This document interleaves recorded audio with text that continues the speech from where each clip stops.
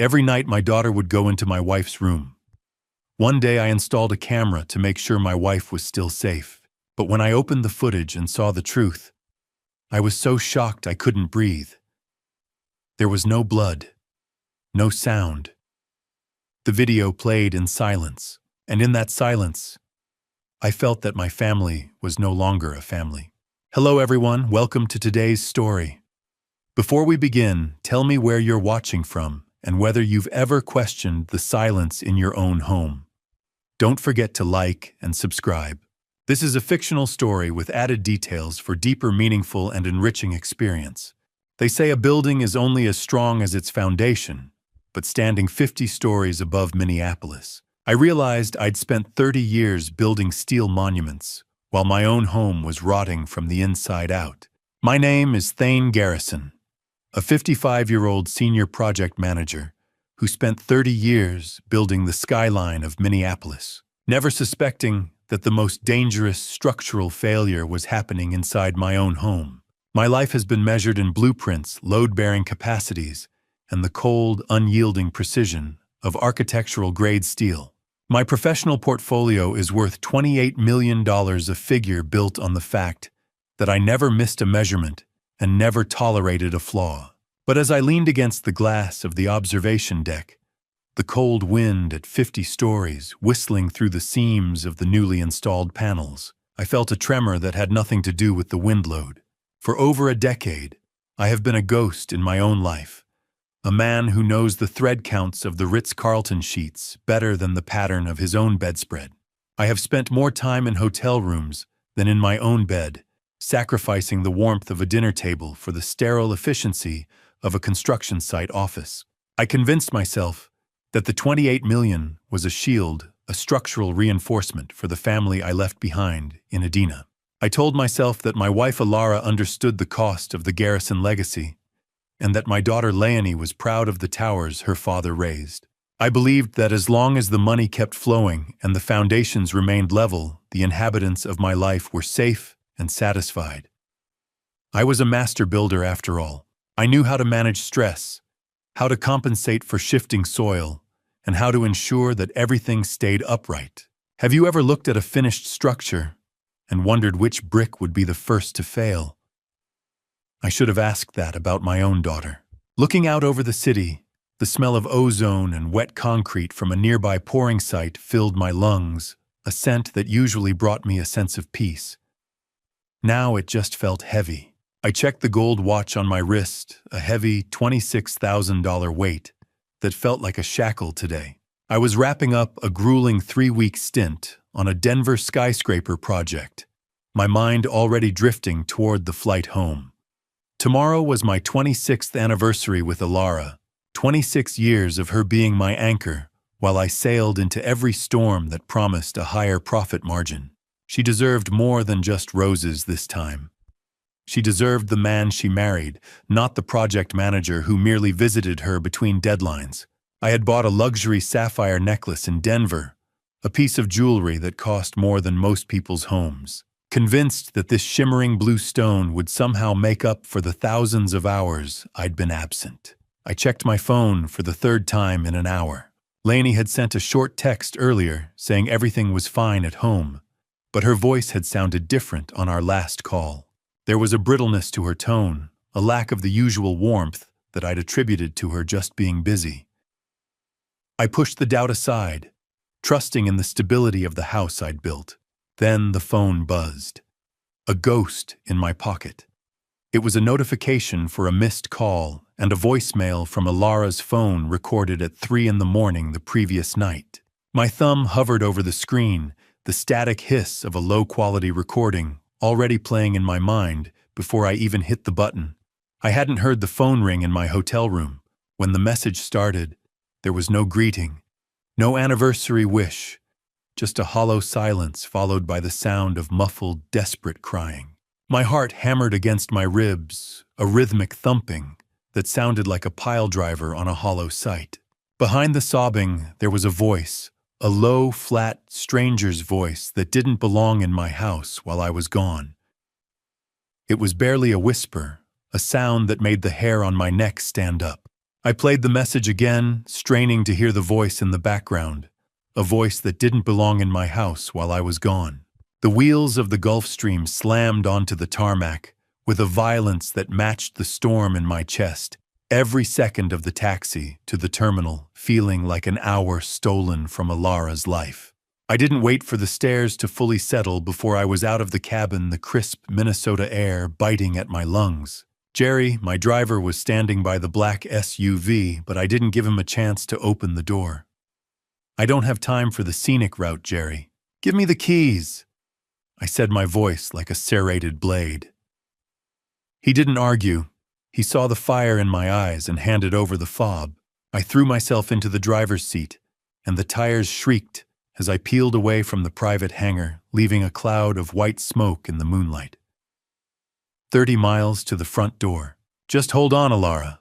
I merged onto Highway 62, weaving through the late evening traffic with a reckless precision I usually reserved for high-stakes site inspections. The 3 a.m. voicemail looped in my head, a haunting soundtrack of muffled sobs and that low, flat stranger's voice. I ran through the logistics of my home security as the mile markers blurred past.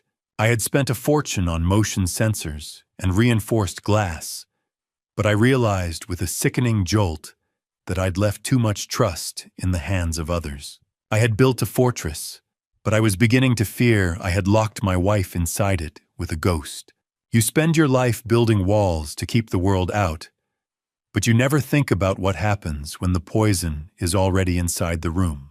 I turned into the gated community in Adina, the SUV bumping over the curb as I accelerated toward our property. The long winding driveway was flanked by skeletal trees, their shadows stretching across the light snowfall like reaching fingers. As the house came into view, my heart sank. It was too dark for an anniversary night. Usually Alara had the entire facade illuminated warm gold spilling from every window to welcome me home. Tonight, only a single flickering light in the upstairs hallway offered any sign of life.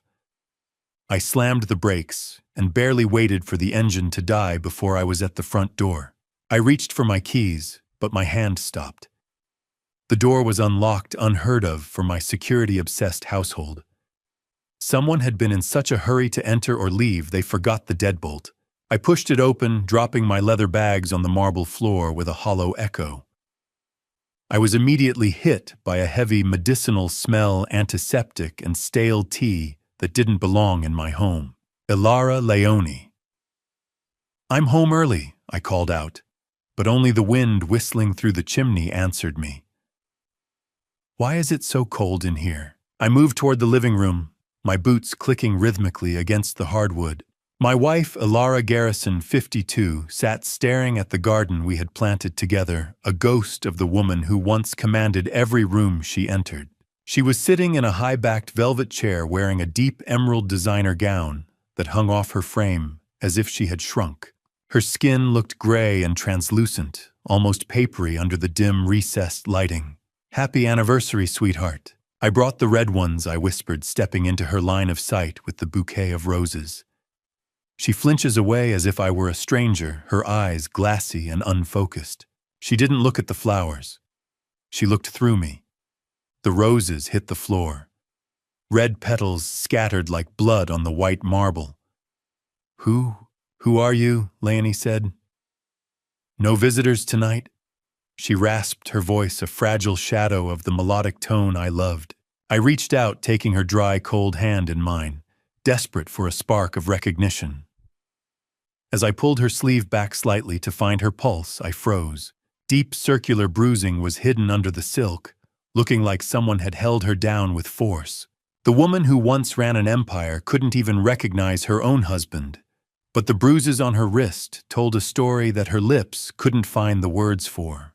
The sharp click-clack of designer heels against the marble foyer cut through the silence like a jackhammer, snapping Alara's head toward the door with a look of terror in her trembling pupils that chilled my marrow. Standing there was Leonie Garrison, my 25-year-old daughter. Her eyes filled with a concern so polished it should have been my first warning sign. She froze for a heartbeat, her hand tightening around a leather folio. "Dad."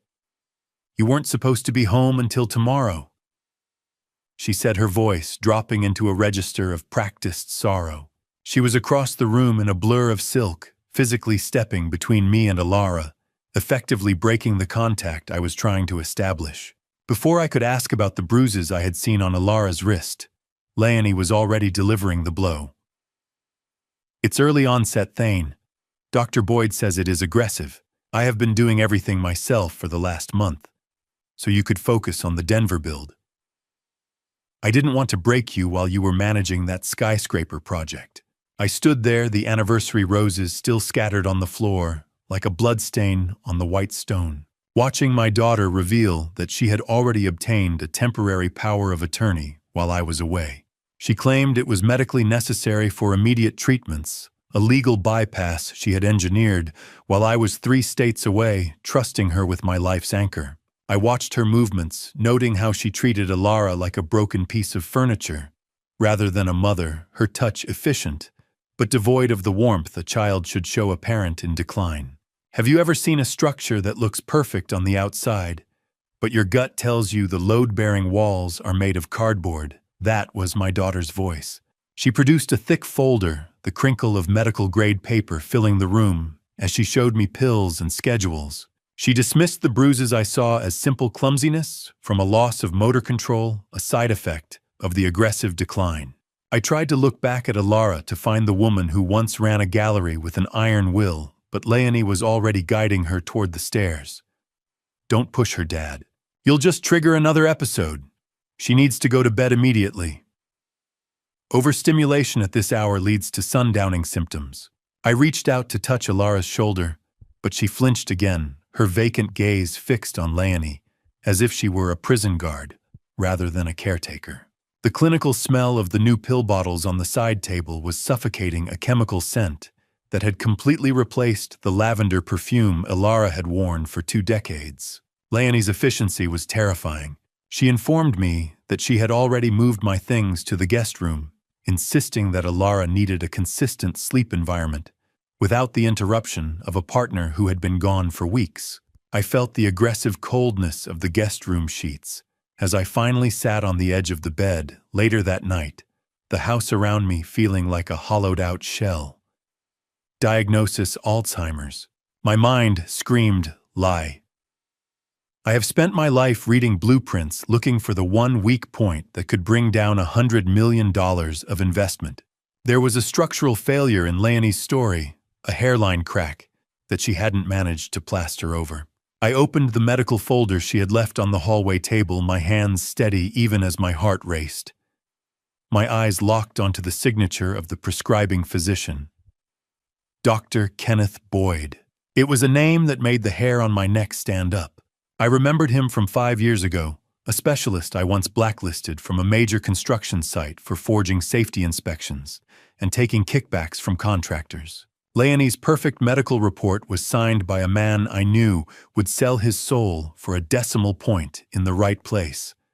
And suddenly the bruises on Alara's arm looked like a crime scene. Sleep didn't come to a man who specialized in structural integrity when he suspected his own family's foundation was built on shifting sand and lies. I lay fully clothed on the guest room bed, staring at the ceiling fan as it sliced through the stagnant air in a hypnotic, useless rhythm. My ears were tuned to the internal hum of the Adina estate, every groan of the floorboards and hiss of the air conditioning analyzed with a project manager's precision. I couldn't stop thinking about Boyd. What did you promise her to sign that report? Kenneth, a man like Boyd, didn't just stumble into a family tragedy. He was invited usually by someone with something to hide. I felt a chill that had nothing to do with the temperature. The silence in this house used to be peaceful, a reward for the months spent on loud, chaotic sites. Now it felt like a physical weight, thick and suffocating. As I reached for the door handle to inspect the hallway, my hand brushed against the metal. I froze. The sharp, metallic scent of the hallway smart locks was new. I realized then that Leonie had replaced all the original hardware on Alara's room with smart locks that only she could control via an app on her phone. She hadn't just secured the room. She had partitioned it from me. It was 1:45 a.m. when the first movement broke the stillness. I heard the distinct click of a door and soft, rhythmic footsteps, the kind of practiced creep that suggested this wasn't the first time. I opened the guest room door an inch, the cold floorboards biting against my bare feet. A shadow moved across the blue glow of a distant nightlight. It was Leonie. She didn't turn on the main lights, which was my first red flag. A doting daughter caring for a sick mother in the middle of the night usually needs to see what she is doing. I watched as she slipped into the master bedroom, the door sealing shut behind her, with a soft, electronic beep of the new lock. I started a mental countdown. 1 minute. 5. 10. My mind looped through the possibilities, but none of them sat right. 20 minutes.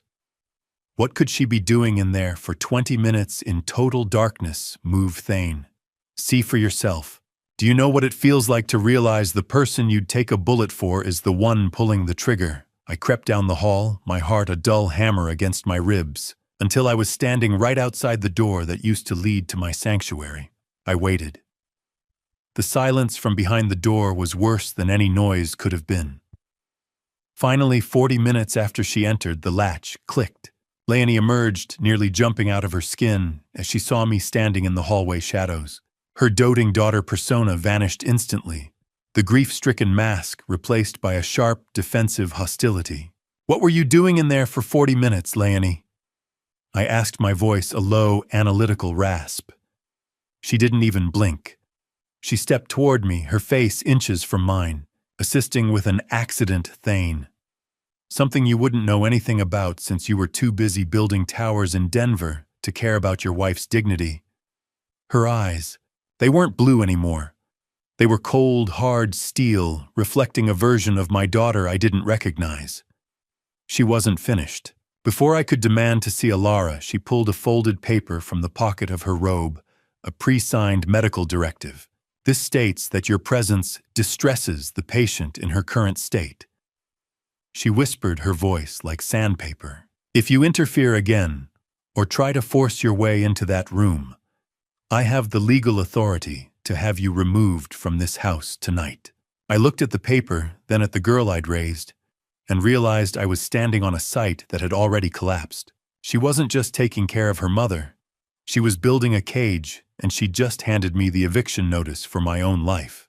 I waited until the soft click of Leonie's door signaled she'd finally retired before I crept into the kitchen, my heart hammering against my ribs like a trapped bird as I began to sift through the remains of our family's life in the trash. The silence of the house was absolute, yet it shrieked with the weight of the secrets I was unearthing. I pulled the heavy plastic trash bags from the bin, the rustle echoing in the cavernous room like thunder.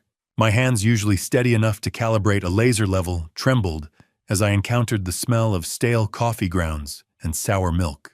Digging deeper, I found a receipt for a high-end document shredder purchased the very day I left for Denver, a detail that sat in my gut like lead. Leonie was systematically destroying something, records, memories, perhaps evidence. Then, buried beneath a pile of junk mail, I found a crumpled notice from a high-stakes underground casino. It was a collection demand for a $150,000 personal loan. $150,000. My daughter, the girl I had provided everything for, was bleeding money into a void. Beside the notice lay 3 empty glass vials. They weren't the Alzheimer's medication Leonie had shown me. They were a powerful sedative, the cold, sticky residue on the glass clinging to my skin like a curse. This wasn't healthcare. This was a chemical leash. You think you know your own flesh and blood until you find their name on a debt note that costs more than a human life. The realization that my daughter was financing a gambling addiction with her mother's vitality turned my stomach into a knot of cold fury. I sat on the kitchen floor until the first gray streaks of dawn bled through the windows, feeling more like a scavenger than a master builder. By 8 o'clock, I was in the breakfast nook, watching Alara try to eat. The rattle of a silver spoon against a china bowl was the only sound in the room. Her hands, once capable of restoring delicate oil paintings, were now trembling, blue-veined things that couldn't even manage a mouthful of oatmeal. She was falling apart at a rate that defied any natural logic. People don't just disappear while they're still breathing. Leonie, I said, my voice thick with suppressed rage. Leonie didn't even look up from her tablet, her clinical efficiency, as she wiped a spill from Alara's chin, making my skin crawl. "It's a degenerative condition, Dad," she replied with that sharp, brittle tone. "Maybe if you'd been here you wouldn't be so surprised." She spoke as if Alara were a faulty appliance, an inconvenience to be managed, rather than a woman to be loved. I couldn't stay in that room. I needed to see Alara in the sun, away from the medicinal gloom of the house. I helped her into the garden, her body feeling as light and fragile as balsa wood.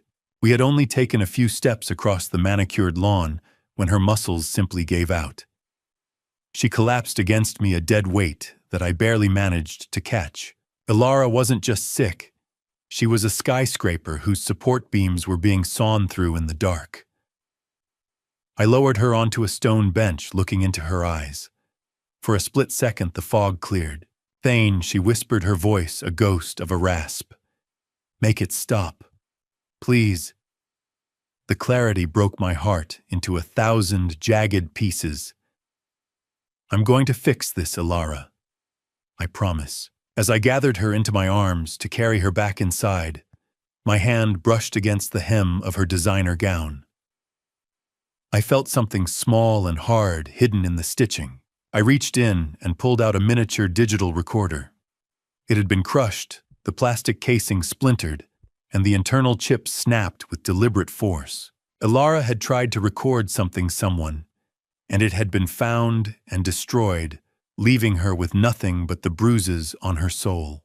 I adjusted my tie in the reflection of the clinic's glass doors, smoothing out the rage that threatened to crack my professional veneer before I stepped inside to confront the man who had signed my wife's mental death warrant. The antiseptic sting of the clinic air hit me instantly, a sharp chemical contrast to the smell of wood smoke and autumn I'd left outside. I walked across the linoleum, the squeak of my rubber soles echoing like a warning. A cold, efficient receptionist tried to block my path, her eyes fixed on a digital monitor. "Mr. Garrison, you can't just walk back there," she said, her voice a flat monotone. "The doctor is with a patient." I didn't stop. "I'm not here for an appointment. I'm here for the truth. Get Boyd out here," I replied, leaning over her desk just enough to let her see the authority I'd honed on 40 construction sites. I reminded her that I was the primary health insurance holder and the legal spouse. I scanned the layout while she scrambled to make a call. The place didn't feel like a neurological center. It felt like a private clubhouse, hushed and over-decorated, designed to keep the outside world at a comfortable distance. Within minutes, the man himself appeared. Dr. Kenneth Boyd, a 63-year-old neurologist, with a smile that never reached his predatory eyes, stood behind a mahogany desk that cost more than a nurse's yearly salary when we eventually settled into his private office. He projected an air of manufactured empathy that I found revolting. He began recycling the same Alzheimer's script I'd heard from Leonie, citing atypical rapid onset and high-stress triggers. I sat there, my hands clasped tightly in my lap to hide the tension. How much does it cost to buy a doctor's signature? In Minneapolis, apparently, it was a piece of jewelry and my wife's sanity. I noticed a high-end luxury watch on Boyd's wrist, the exact limited edition model Leonie had bragged about buying for a special client last month. The gold glint of the watch face under the office lights was a beacon of corruption. I pushed him for the digital lab results, my voice a low, dangerous rumble. "I build skyscrapers, doctor. I know when a report has been doctored to hide a structural failure. I want the raw data." He didn't flinch, but his eyes shifted to the cold glass of the office window. "There's been a server glitch, Thane. It's temporarily locked the records. I'll email them to you later tonight." It was a lie I'd heard 100 times from crooked contractors, and it confirmed everything. I allowed him to escort me toward the exit, playing the part of the frustrated but defeated husband. As I passed a side employee entrance, I spotted a flash of familiar blonde hair. I ducked back into a small alcove, my heart hammering against my ribs. Leonie was walking through that side door, bypassing the waiting room entirely. I watched as she greeted Dr. Boyd in the hallway. Then she touched him. Not a daughter's touch, a lover's. She reached out and adjusted Boyd's collar with a proprietary flick of her fingers, and they shared a look of familiar predatory intimacy that made my skin crawl. It wasn't professional. It was a partnership. Is he gone? Did he buy it? I heard her whisper the hush of their conspiracy carrying clearly in the quiet corridor. Boyd chuckled, a sound like dry leaves skittering on pavement. He's suspicious, Leonie. We need to accelerate the timeline. He reached into his lab coat and handed her a fresh batch of unlabeled vials. Here, sweetheart. Keep her steady. My own daughter was standing there receiving a chemical arsenal from a man she was sleeping with to destroy the mother who had given her everything. Seeing my daughter's hand on that man's chest made my stomach turn, but it gave me the one thing I needed: a target for the cameras I was about to install. I sat in the silence of my SUV, the Minneapolis skyline, taunting me with its orderly beauty, while I calculated the cost of turning my own home into a high-stakes interrogation room. The image of Leonie's hand on Dr. Boyd's chest was burned into my retinas like a welding flash, a jagged white scar on my memory that refused to fade. I gripped the steering wheel until the leather groaned, forcing my breathing into the rhythmic, shallow pattern I used when a site inspection went south. My daughter was no longer just a doting caretaker. She was an operative in a coordinated assault on the woman I loved. I needed eyes where I was blind. I needed a recording that couldn't be disputed by a disgraced doctor's forged medical charts. The glare of the late afternoon sun on the windshield blinded me for a second as I pulled out of the clinic parking lot heading south toward Bloomington. I wasn't looking for a retail security solution. I was looking for industrial-grade betrayal. I pulled up to a nondescript storefront, nestled between a specialized plumbing wholesaler and a high-end data recovery firm. The shop had no flashy neon signs, just a small etched plate on the glass. Inside, the air was thick with the smell of solder and static, the low hum of server fans providing a constant white noise soundtrack to the business of secrets. A young clerk with tired eyes looked up from a circuit board. I didn't wait for a greeting. I need 24-hour remote access, encrypted server storage, and no physical lights on the units. I said, my voice cutting through the electronic hum. He paused, recognizing me from a business journal article I'd seen on his counter earlier. Mr. Garrison, right, I saw your latest tower project. I ignored the pleasantry, my focus purely tactical. This isn't for a nursery kid. I'm securing a high-value asset against a persistent threat. He nodded slowly, then dropped a bombshell that nearly knocked me off my foundation. He mentioned that a young woman matching Leonie's description had been in the store 3 weeks ago, asking specifically about the effective range of high-frequency signal jammers. My skin crawled as the implications settled into my bones. Have you ever felt the skin on your neck crawl when you realize the predator you're hunting has already been hunting you? Leonie hadn't just been planning a poisoning. She had been researching how to blind me before I even knew there was a fight. I meticulously selected my Arsenal 4K micro cameras, disguised as smoke detectors, a phone charger for the kitchen, and a nondescript digital alarm clock for Ilara's nightstand that looked identical to the one she'd owned for years. The cold plastic of the micro camera lenses felt like ice in my hand. I paid in cash, pulling the bills from a private reserve I kept for site emergencies, ensuring no digital paper trail would ever alert the family accountants or the daughter who watched them like a hawk. My phone vibrated against my sweaty palm, the screen flashing Leonie's name.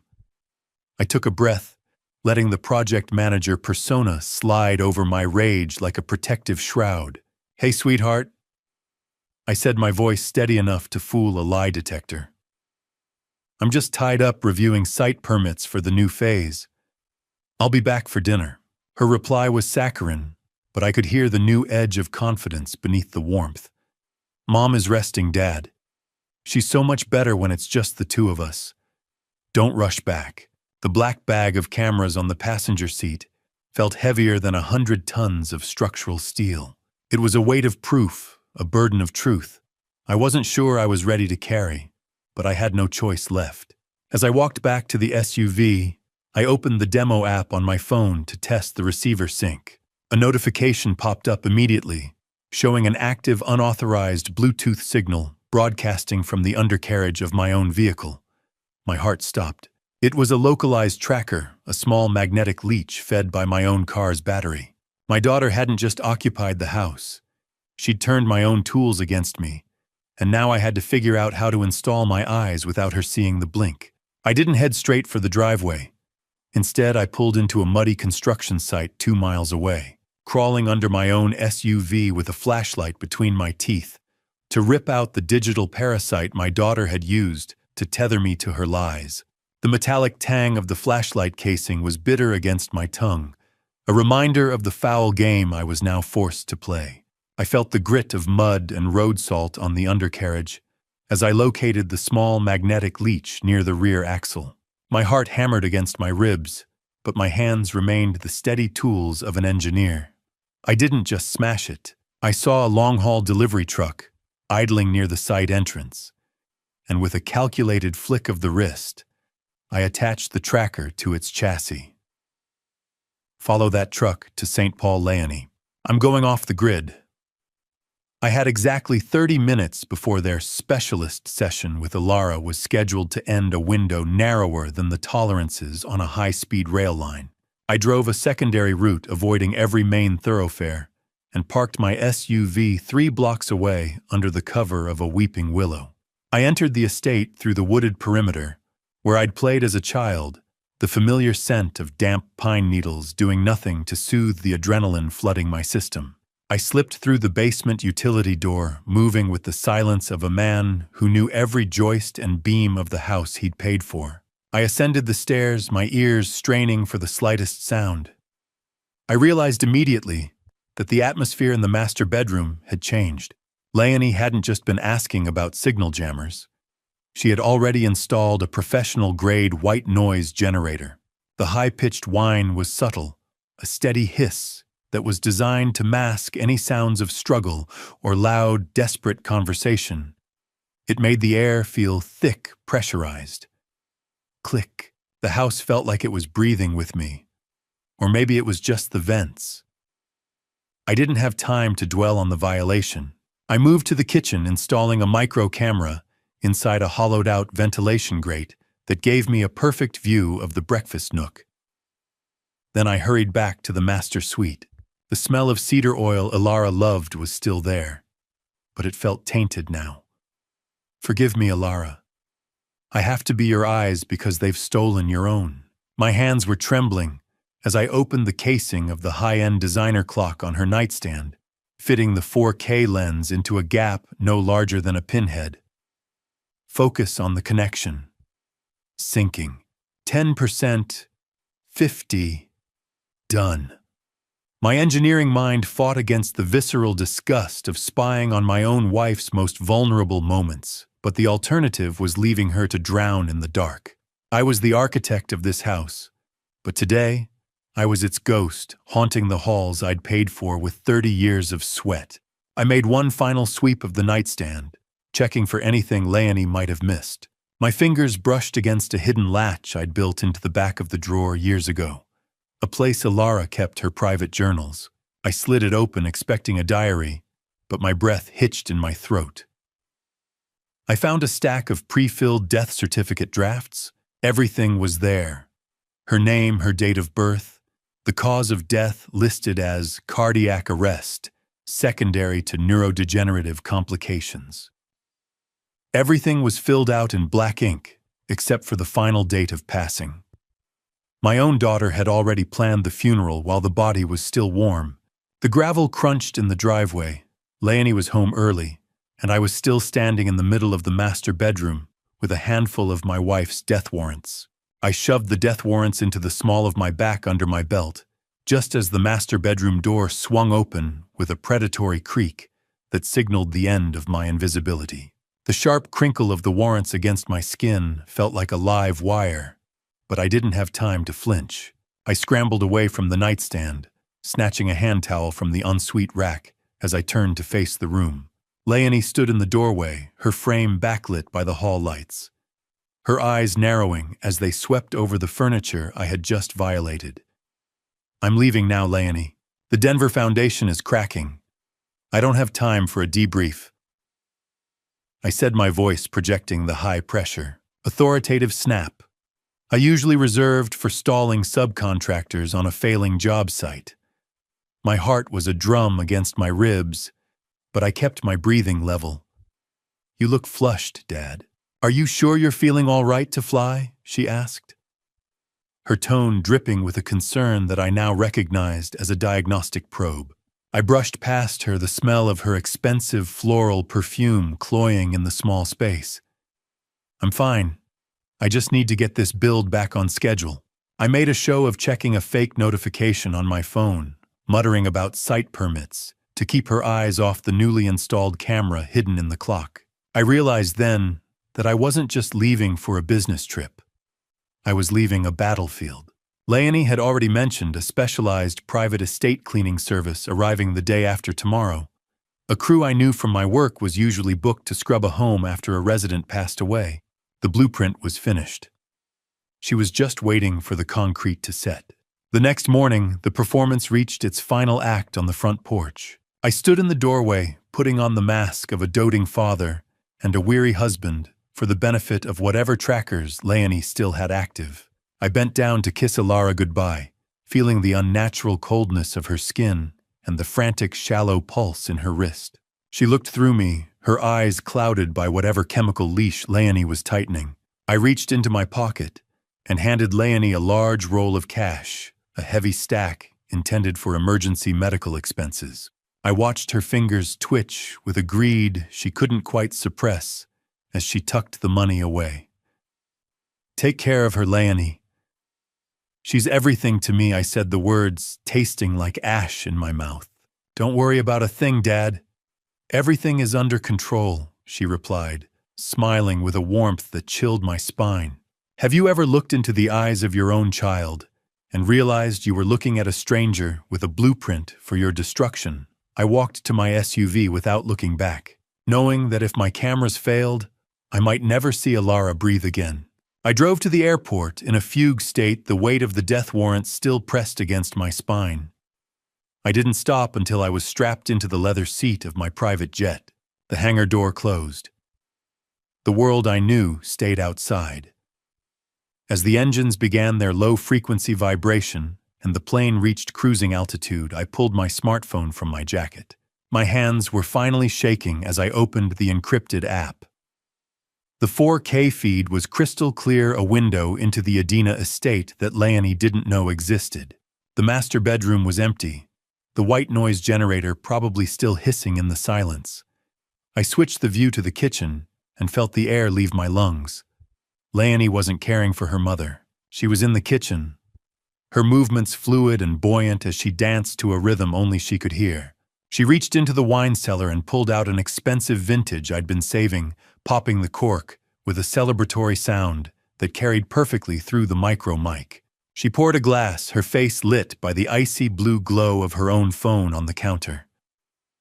She was talking to someone on speakerphone, her laughter jagged and cold. "We're in the home stretch," she said, her voice dripping with anticipation. "Dr. Boyd is ready." The 4K feed was crystal clear, and as I watched Leonie lift her glass to the camera she didn't know was there, I heard the voice from the 3 a.m. voicemail finally identify itself on the other end of the line, discussing the payout. The altitude of the plane felt like a cruel joke. I was closer to heaven than ever, yet I was staring into the very pit of hell through a 4-inch glass screen. I gripped the armrests of my seat in the darkened cabin, the thin metallic hiss of the oxygen system sounding like a long, drawn-out sigh of despair. On the tablet propped on my tray table, the 4K feed was so sharp it felt like I could reach out and touch the marble countertops of my own kitchen. Leonie was still there, leaning over her phone on speakerphone, and then the voice on the other end spoke again. My blood turned to ice. Ethan Clark, a 30-year-old, with a razor-thin conscience and a mind for corporate theft, was the man I had stripped of his career 3 years ago. Now he was trying to strip me of my family. I remembered him as the aggressive young analyst I'd fired for corporate espionage, the one Leonie had recently introduced to me as her financial advisor. She'd claimed he was helping her grow her trust fund, but the conversation I was hearing now had nothing to do with market dividends and everything to do with a liquidation timeline. "Is the blueprint ready for the final sign-off?" Leonie Ethan's voice asked, crackling through the iPad's small speakers. Leonie didn't even look up from the wine glass she was swirling. "He's in the air, Ethan. The house is quiet. It's time to close the contract," she replied. I hit the record button on the app, my hands shaking with a cold, predatory fury as I realized they weren't just taking my money. They were taking my life's foundation. I watched as Leonie set the wine glass down and moved toward the kitchen cabinets with a purpose that made my stomach churn. She reached into a hidden compartment I had built under the primary cabinet, a space I'd originally intended for the deed to the house, and pulled out a porcelain mortar and pestle. "If you ever think you know what evil looks like, look at the face of a child smiling as they prepare their parents' last meal." She began to unpack several distinct types of pills from a nondescript plastic bag. I watched, paralyzed by a clinical horror, as she placed 3 white tablets and 2 blue ones into the bowl. The grinding sound of the mortar against the porcelain was faint, but distinct, a rhythmic, bone-chilling scratch that signaled the end of Ilara's lucidity. Leonie's hands were steady, the hands of a professional builder turned professional killer. She wasn't just crushing medication. She was crushing Ilara's ability to fight back, preparing a chemical leash of sedatives and scopolamine that would induce the perfect imitation of a terminal fog. "Just a little more sweetness for you, Mom. For your memory," she whispered to the empty room. "I'm the only one who takes care of you now." She stirred the white powder into a dark amber liquid, her focus absolute. Crush, stir, pour. The mechanics of murder were so simple. It was a structural demolition of a human mind executed with the same precision I used to plan a load-bearing wall. I leaned forward, my face inches from the cold blue glare of the screen. I watched the dark liquid swirl as the powder dissolved, a toxic dark brew that looked like nothing more than an evening comfort. Leonie checked the digital chime of her watch, a sharp sound that echoed in the quiet kitchen. I realized then that this wasn't just a casual evening ritual. It was a synchronized act. She was timing the dosage with Ethan's arrival at the estate's perimeter. The plan was moving at a pace that suggested they had a deadline I hadn't yet calculated. I felt morally shattered, a man who had spent 40 years building safety into the world, only to find that the deadliest threat had been sleeping under his own roof. Leonie picked up the tray, arranging the cup and a small plate of crackers with a doting care that made me want to scream.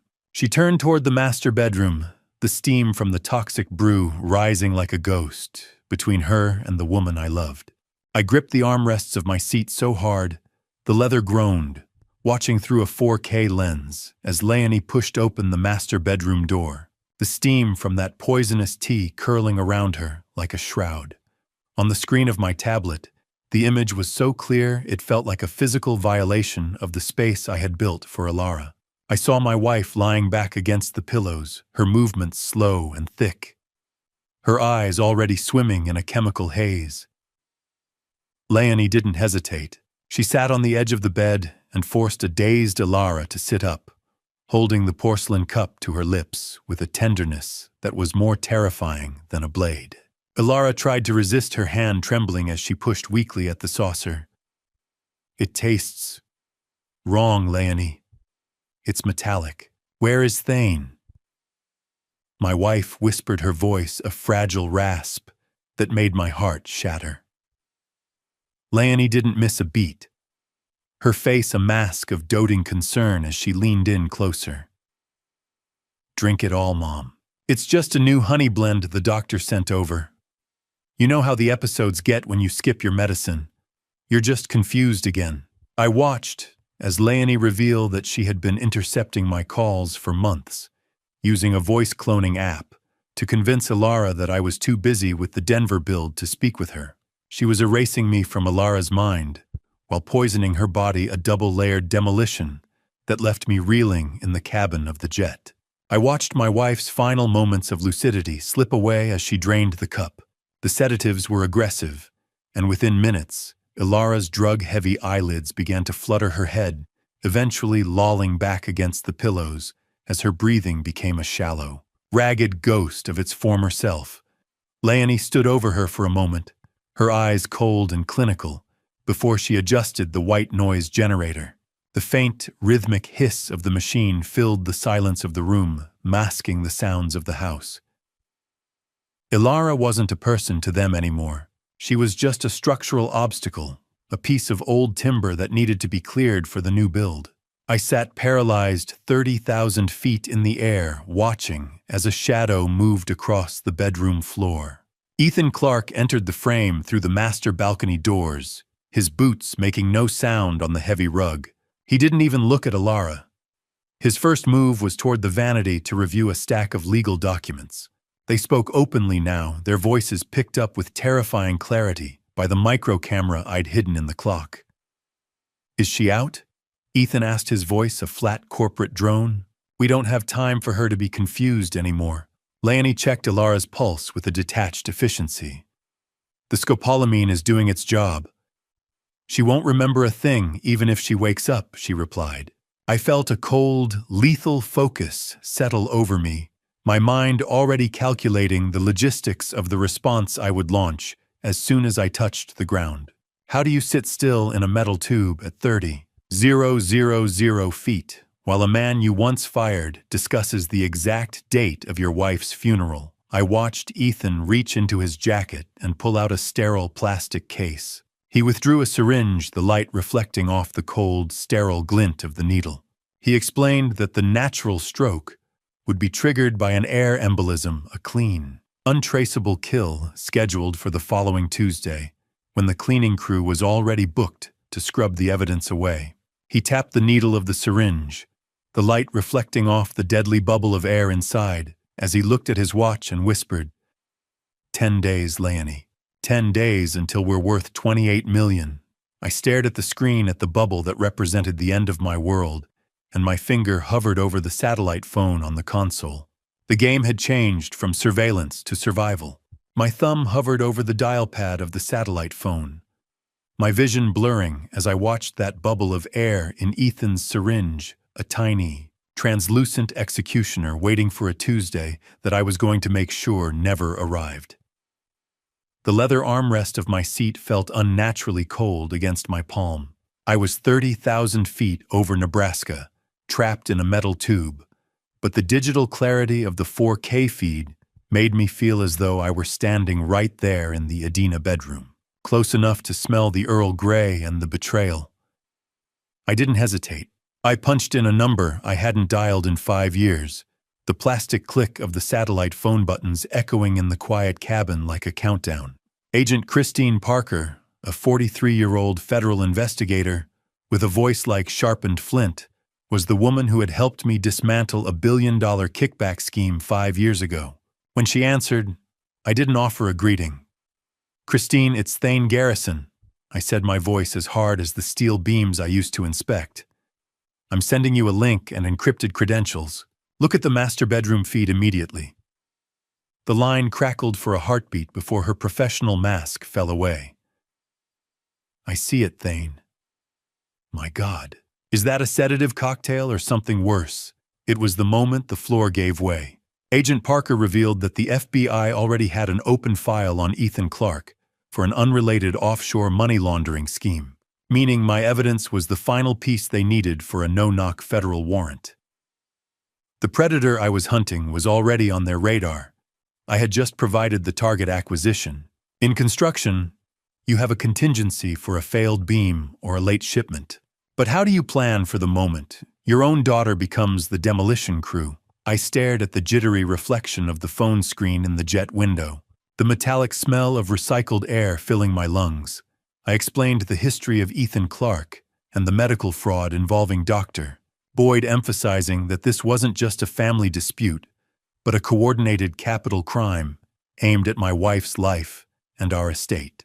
Agent Parker's tone shifted into a calculated coldness that I recognized and welcomed. She confirmed that the scopolamine and the documented threat of the air embolism moved this into federal jurisdiction. We need a ghost extraction. I told her, my mind already drafting a tactical blueprint. If Leonie sees a siren, she'll empty that syringe before you hit the driveway. I provided her with the structural details of my home, the reinforced doors, the silent alarms, and the entry points Leonie didn't know I still monitored. I knew every joist and crawl space of that estate. I had built it to be a sanctuary, and now I was giving the FBI the map to invade it. The line crackled. Parker's voice turned to ice. We're taking the house, Thane. She began coordinating with a specialized tactical medical team in Minneapolis, ensuring they would be ready to move the moment I landed. We're initiating the protocol now, she continued.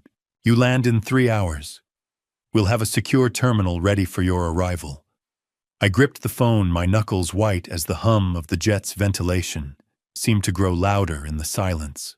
Through the speakers, Leonie's voice drifted again, a hollow sound that didn't belong to the daughter I'd raised. She was discussing the service at the crematorium with Ethan, her words casual and cold. She planned to have Lara cremated immediately following the stroke to destroy any toxicological evidence of the scopolamine. The realization that they had thought of everything, the medical diagnosis, the forged documents, the disposal of the body, made me realize I wasn't just flying home for an anniversary. I was flying into a war zone. I closed my eyes, the coldness of the leather seat seeping into my skin, and prepared for the demolition of the life I had built. I didn't give Leonie the chance to bridge the gap. I moved with the explosive force of a controlled demolition, twisting the steak knife from her hand before her sociopathic brain could even register my presence. She let out a sharp, indignant yelp, but I ignored her, passing the blade to Beckett and leaving him to keep Leonie and Ethan pinned against the stainless steel cabinets of the kitchen. My focus was upstairs, drawn by that weak, rhythmic coughing that signaled the structural failure of my wife's health. I sprinted up the oak staircase, the sounds of the struggle in the kitchen fading behind me. When I reached the master suite, I found the door locked from the outside, a physical manifestation of the cage Leonie had built to keep her mother contained. I didn't reach for my keys. I took a sharp intake of breath, braced my shoulder, and utilized 30 years of knowing exactly where a frame was weakest to hit the door with everything I had. I felt the wood splinter and give way under my weight, the door swinging open to reveal a room that smelled of stale air and chemical decay. I found Alara in the darkness, her skin a sickly gray under the dim moonlight. I'm here, Alara. The builder is back. I whispered, my heart fracturing as I saw her vacant gaze. Thane, she rasped her voice, barely a thread. Is it? Finally Tuesday, I realized then that Leonie had even removed the smoke detectors in the room, stripping away every possible way for Alara to signal the outside world for help. Crash. The door gave way. The lie followed. I didn't waste a second. I pulled a heavy wool duvet from the foot of the bed and wrapped Alara's frail, shivering body in it, lifting her into my arms. I was stunned by how light she had become, as if her very essence had been hollowed out under Leonie's care. As I carried her back toward the stairs, the front doors of the estate were kicked open, and Agent Christine Parker led a flood of FBI agents into the foyer. The blinding blue and red strobe of the police lights outside cut through the house like a searchlight. Thane, we have the medical unit on the perimeter, Parker shouted over the chaos, her voice a steady anchor.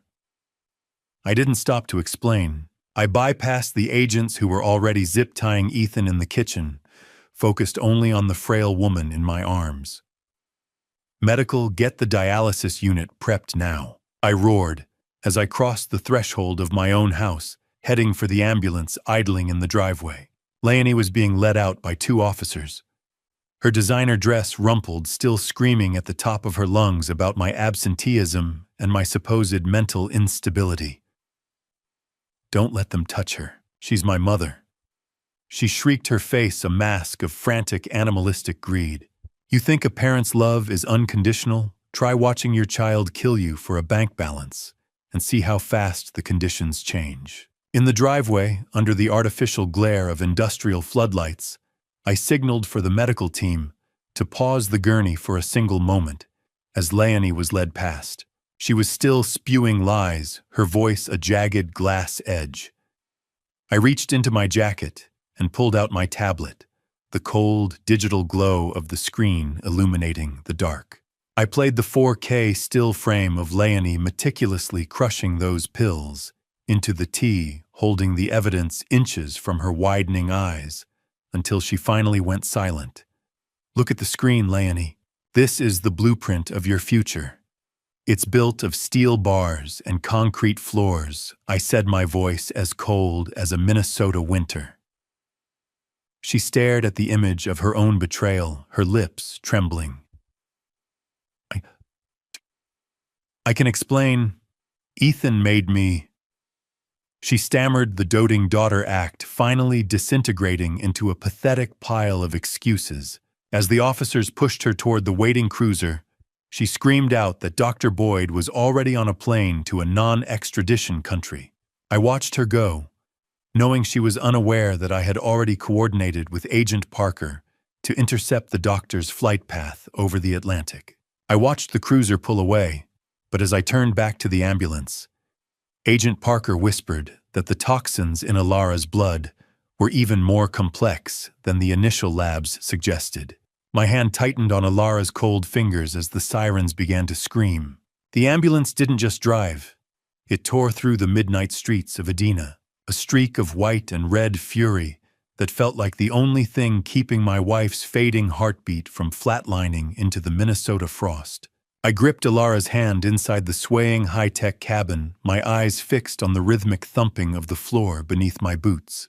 The sirens were a jagged scream in the night, yet they were the only music I wanted to hear. A lead paramedic, his face tight with focus, leaned over a monitor. "Her vitals are bottoming out. We need a direct line to toxicology," he shouted.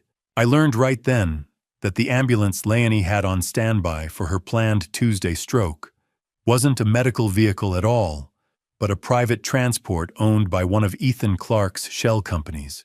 It had been a hearse in waiting. "Stay with me, Alara. I just got you back.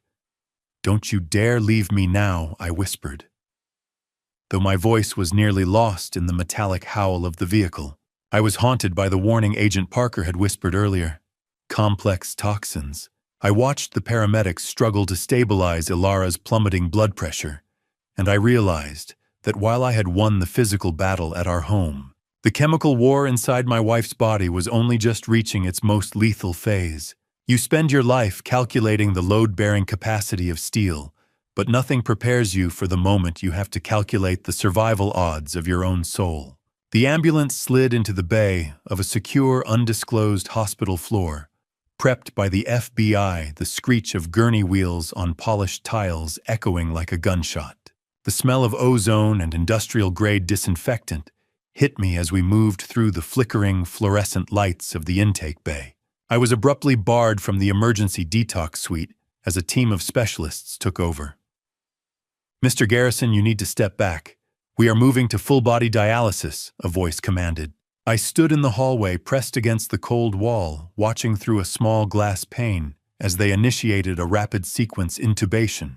I watched them work on her, a flurry of blue scrubs and silver instruments, and the isolation felt heavier than any skyscraper I had ever raised. "Tell me she's going to wake up. Just tell me that," I begged a passing nurse. But she didn't even look up. The machinery hummed, the monitors beeped, and I was left with the silence that only exists in hospitals and morgues. Hours bled into the early morning before a doctor finally emerged. "Doctor," Elena Ortiz, a 50-year-old toxicologist with eyes that had seen the worst of human cruelty, gripped her clipboard like a shield as she approached me. Her face was a mask of exhausted professional concern. It wasn't just a poisoning thane. It was a chemical erasure, she said, her voice dropping into a low, somber tone. She revealed that the complex toxins weren't just simple sedatives. They were a calculated neurodegenerative cocktail designed to mimic Alzheimer's, while slowly and systematically shutting down the central nervous system. Ilara had been less than 72 hours away from a total system collapse. Then she delivered the crushing news that made the world tilt on its axis. The specific scopolamine concentration found in Ilara's system could only have been sourced from a high-security research facility, pointing to a much larger criminal network than just a rogue doctor and a greedy daughter. Even if we clear her blood, the mind we remember, it might not come back entirely, she whispered. I sat alone in the sterile waiting room, the cold, stale taste of hospital coffee like ash in my mouth. I sat on that plastic chair, the scent of antiseptic burning my throat, as I realized the $28 million wasn't just a payout for Leonie. It was the buy-in for something much darker. Agent Parker's heels clicked against the sterile tile with the rhythm of a firing squad as she walked toward me, her face illuminated by the cold blue glow of a laptop screen that held the price tag for my wife's life. I sat in the corner of the secure waiting room, my back against the unforgiving plastic of the chair, feeling the weight of the last few hours settle into my marrow. The smell of industrial floor wax was thick in the air, a scent I usually associated with a finished lobby, but now it felt like the smell of an ending. I watched the blue-tinted shadows under Parker's eyes, as she sat across from me, the hum of the laptop fan, the only sound in the small windowless space. She didn't offer comfort. She offered data. I leaned forward, my mouth dry as a construction site in July, watching her fingers dance across the mouse with a cold, metallic click. I learned that Leonie's financial tailspin wasn't a slow erosion of character, but a catastrophic structural failure. The forensic report showed a series of massive wire transfers to an offshore gambling syndicate known as the Red Vault. My daughter hadn't just made a mistake. She had been trapped.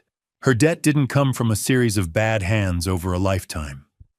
It was a single weekend loss in a rigged game designed specifically to trap wealthy heirs with deep trusts and even deeper insecurities. $4 million in gambling debt? I rasped, my voice sounding like gravel under a tread. How did she even get through the door? They didn't want your money, Thane Parker replied, her voice as flat as a spirit level. They wanted the interest on your wife's pulse. To a builder, a spreadsheet is a promise of completion. To these monsters, it was a ledger of a slow-motion execution. Parker clicked into a specific encrypted file found on Ethan Clark's server, and the air in my lungs felt like it had turned to concrete. The document was titled Garrison Liquidation. It was a cold, mechanical blueprint for the dismantling of my entire existence. I watched the columns scroll by Ilara's jewelry with estimated resale values, the inventory of her art gallery, and even the Adina estate with projected auction dates. They had an auction date for her engagement ring, I whispered, staring at the screen where the symbol of my life's commitment was reduced to a SKU number. It's scheduled for next month. Ethan wasn't the lover Thane. He was the liquidator. He was the bridge between your daughter and the syndicate. The most horrifying column on the sheet was labeled D+date. I realized with a sickening jolt that it was a calculation of how quickly the trust would clear after a confirmed natural passing. They had timed her death to maximize their profit margins, ensuring the insurance and the trust would pay out before any forensic questions could be raised. I felt a calculated fury rising in my chest, a cold, strategic realization that the daughter I had raised had sold the blueprints of our home to the very wolves at the door. How do you explain to a man who built a legacy that his own blood sold the blueprints for scraps. I stared at the screen, my mind already calculating the counter-demolition I was going to launch. But as Parker scrolled further into the syndicate's contact list, I saw a name that made the world tilt on its axis. It wasn't just a list of criminals and gamblers. I recognized the name of a rival developer, a man I'd shared cocktails with at the country club for years.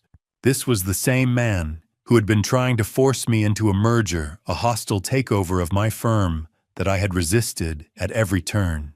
I realized then that my daughter was just the tool he had used to break my foundation.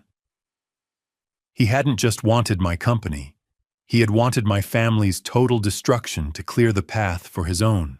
I stared at the name on the screen, a man I'd shared cocktails with at the country club, and realized that my daughter was just the tool he used to break my foundation. I watched the clinical white of Dr. Boyd's office transform into a sea of tactical black and blue, my tablet screen capturing the exact moment the architect of Alara's misery realized his tenure as a god in a white coat was officially over. I was sitting in a nondescript FBI surveillance van 2 blocks away, the hum of the cooling fans and the smell of stale coffee grounding me as the raid began. Through the hidden security feed I had patched into, I saw Dr. Kenneth Boyd freeze. He wasn't looking at a patient. He was staring at a proximity sensor alert on his phone. His disheveled silver hair caught the light as he scrambled toward a heavy-duty shredder in the corner. The rhythmic whir of the document shredder started up a desperate grinding sound as he began feeding Alara's real medical records into the teeth of the machine. Secure the servers. Don't let him wipe the patient logs. Agent Parker's voice crackled through the comms.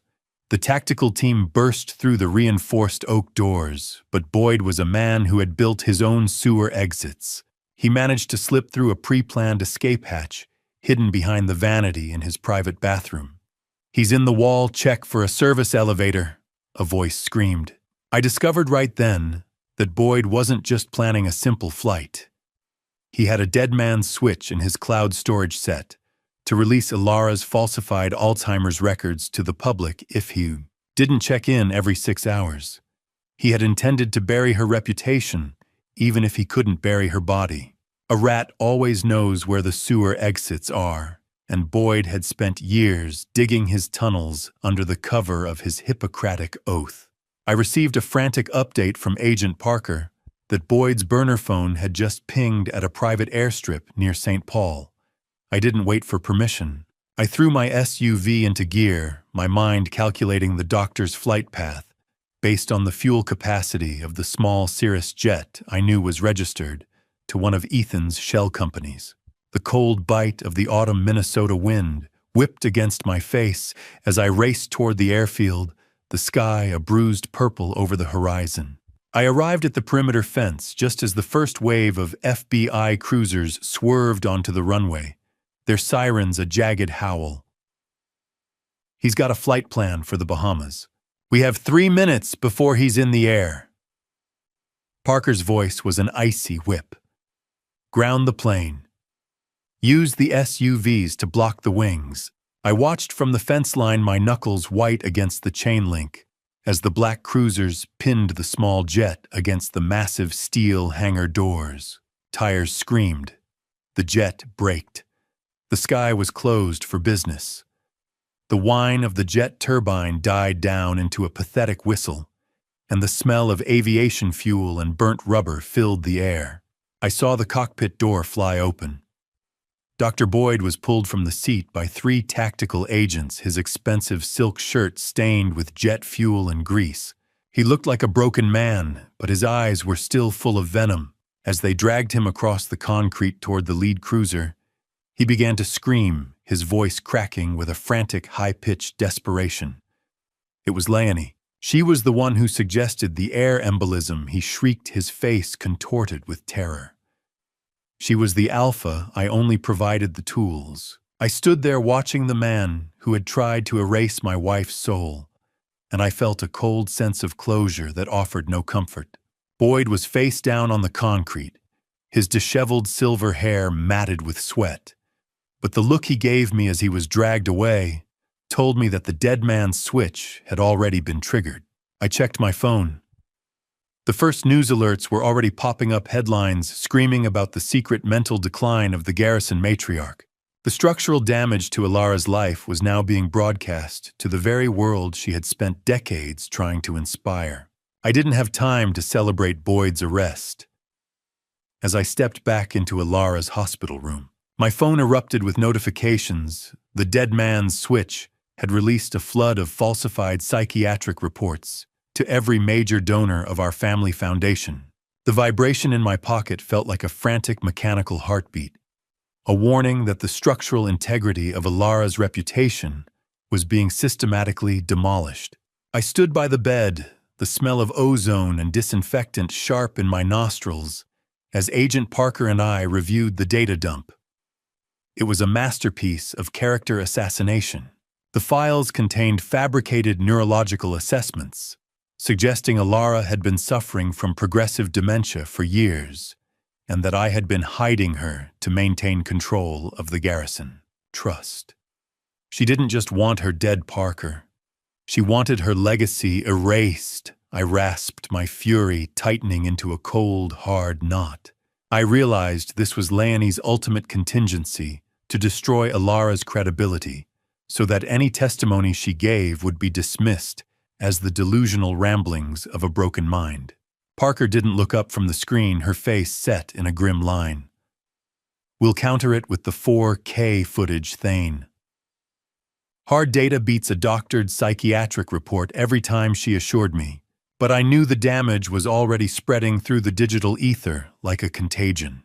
Have you ever looked into the eyes of the person you love and realized they've been screaming for help from inside their own skin for a year? I turned back to the bed as the heart monitor rhythm shifted its steady beep, quickening into a sharp, insistent tempo. Ilara's eyes fluttered open, the glassy, vacant stare replaced by a sudden, painful clarity that nearly brought me to my knees. She recognized me instantly, her hand reaching out for mine with a strength that surprised the nursing staff. Thane, she whispered, her voice a ghost of a rasp. The cold, dry texture of her hand felt like parchment against my palm. She began to speak the words, spilling out in a desperate rush, as if she were afraid the fog would reclaim her. She revealed a level of cruelty I hadn't even imagined. Leonie had been recording Ilara's confused moments for months to build the dementia narrative, but she was actually using a taser-like device hidden off-camera to provoke the physical spasms and terror seen in the videos. My daughter hadn't just been a poisoner. She had been a torturer. She remembered every drop of tea, every cold smile. I heard her Thane. I couldn't move my tongue, but I heard her laughing. With that man in our kitchen, Ilara said, her eyes filling with a raw, agonizing heartbreak. She told me the tea was for my own good. She called it mercy while she held the glass to my lips. We sat there in the shared silence of a shattered life, the rhythmic beep of the monitor, the only witness to our grief. But the relief of her awakening was short-lived. Ilara gripped my arm, her fingernails digging into my skin with a sudden sharp intensity. She leaned in, her voice dropping to a terrifyingly low frequency. Leonie's final words before they took me away. She threatened me. She said if she went to jail, she had already arranged for a second team to finish the job here at the hospital. My blood turned to ice. The extraction hadn't been the end. It was just the midpoint of the demolition. Ilara looked toward the door, her pupils widening as a sharp, unfamiliar nurse's uniform flickered past the glass observation pane. Ilara gripped my arm, her voice a ghost of a rasp, as she looked at the door and whispered, Thane, the nurse who just left. She's not on the hospital staff list I saw earlier. I didn't wait for the fake nurse to reach for her tray. I lunged for the security alarm, my hand slamming the red button as I pulled Ilara's bed into the bathroom, locking the reinforced door just as the first shot shattered the hallway glass. The vibration of the red alarm button pulsed through my palm, a frantic mechanical heartbeat that matched the adrenaline flooding my system. Inside the small bathroom, the smell of ozone and industrial bleach felt suffocating, but it was a sanctuary. I held Ilara close, her frail body shaking against me as the muffled sounds of a struggle erupted in the suite. The sharp crack of a second gunshot hitting glass echoed through the vents. It lasted less than 2 minutes. When Agent Parker finally signaled the all-clear, the nurse was face down in the hallway, neutralized by the FBI security detail. Parker confirmed the assassin was a professional cleaner hired by Ethan's syndicate. My jaw tightened until it ached. I realized right then that as long as Leonie believed she had a single percentage point of a chance at the Garrison fortune, Ilara would never truly be safe. They're not stopping Parker. They'll keep coming as long as there's a trust fund to inherit. I said, my voice as cold and hard as the steel joists I'd spent my life inspecting. Parker looked at me with concern. You're going to the jail. Thane, she's highly manipulative. I didn't care. I made a cold executive decision to end the familial bond once and for all. I needed to perform a total demolition of her hope. A building that's been condemned doesn't need a renovation. It needs a wrecking ball. I was that ball. 2 days later, I arrived at the Hennepin County Jail, the cold hum of the ventilation system, providing a sterile backdrop to the smell of industrial cleaner and unwashed bodies. I sat behind the reinforced glass of the visiting room, my hands steady on the cold metal counter. Leonie was brought out looking disheveled, but immediately launching into a performance of hysterical grief. Dad, thank God Ethan made me do it. He threatened to kill me. She wailed, her eyes leaking tears that I now saw as nothing more than theatrical props. I remained silent, watching her facial micro-expressions, with the same scrutiny I used to inspect a failing steel joint under stress. I didn't see remorse. I saw a cornered predator calculating her next exit. I revealed to her that the security footage from the hospital didn't just catch the assassin, but recorded the very call she had made from a smuggled jail phone earlier that night, authorizing the hit. I'm not here as your father, Leonie. I'm here as the executor of a legacy you tried to bury, I told her, my voice devoid of any warmth. I slid a thick legal document against the glass, a total and irrevocable disinheritance, and a petition to the state to strip her of the Garrison surname. She stopped crying. The mask fell. The monster looked back at me. Her eyes narrowed, the blue turning to a flat, predatory gray. You can't do that, she hissed, her voice dropping the act. That money is mine by right. I looked at her, feeling a clinical detachment I hadn't known I possessed. I informed her then that the $28 million Garrison Trust had already been dissolved and moved into a protected charitable foundation for elder abuse victims. Her inheritance now had a literal value of 0. The foundation is ironclad, Leonie. You killed the daughter I loved, so I killed the future you wanted. She stared at the paper, the reality of her bankruptcy finally sinking in. She wasn't just losing her freedom. She was losing the prize she had sold her soul for. Leonie lunged at the glass, her fingernails screeching against the surface like an animal's, the sound piercing the quiet room. Her face was contorted with a desperate animalistic greed, her mouth opening to scream obscenities I refused to hear. I didn't flinch. I just stood up, adjusted my watch, and turned my back on her, leaving her to the silence of the cell she'd built for herself. The structural repair was finally complete, even if the building was now half empty. I didn't give Howard Barnes the courtesy of a phone call. I walked into his mahogany-lined office with the FBI as the vanguard, watching the color drain from his face like spilled grout as they began seizing the files that held the remains of my wife's stolen future. Howard Barnes, a 59-year-old estate lawyer with silver-cuffed sleeves and a reputation for ironclad trusts, looked like a man who had just watched his own foundation crumble in real time. He stood behind a desk that smelled of expensive leather and old paper, his hands trembling as he reached for a telephone he was never going to be allowed to use. I discovered right then that the rot went deeper than I'd feared. Howard hadn't just looked the other way.